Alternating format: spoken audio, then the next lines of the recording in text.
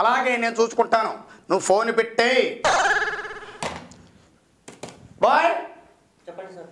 పని లేకుండా హాల్లో కార్నర్ టేబుల్ మీద తల ఉంచుకొని పడుకుని ఉంటాడు వెంకట్. వాడిని నేను అర్జెంట్గా ఇక్కడికి రమ్మనమని చెప్పు. అలాగే సార్. వెళ్ళు. పని లేకపోతే సరే, చేతి నిండా పని పెట్టుకుని హాయిగా నిద్రపోతున్నాడు అంటే వాడు ఎంత ఇర్రెస్పాన్సిబుల్ పర్సన్. రాని రాని రాని చెప్తాను.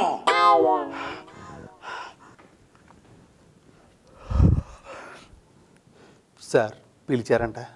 ఏ నీ నిద్రకు భంగం కలిగించానా?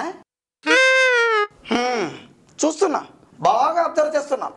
వారం 10 రోజుల నుంచి నువ్వు ఆఫీస్కి వచ్చి ఆఫీసులో పని ఏమీ చేయకుండా నిద్రపోతున్నావు. ఇది కరెక్ట్ కాదు. Sorry sir. పనంతా పెండింగ్ పెట్టి ఇలా నిద్రపోతూ ఉంటే నీ ఇంక్రిమెంట్ కట్ చేస్తా. నిద్ర ఆపుకోలేకపోతున్నాను సార్. వాట్?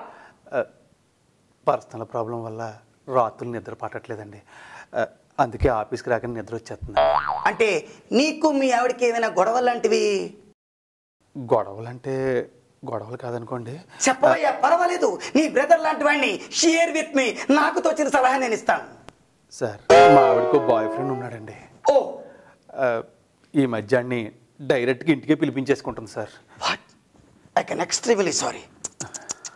ఇలాంటి ప్రాబ్లం పగవాడికి కూడా రాకూడదయ్యా. అందుకే నీకు రాత్రిపూట ఇంట్లో నిద్ర పట్టట్లేదు అనుకుంటా.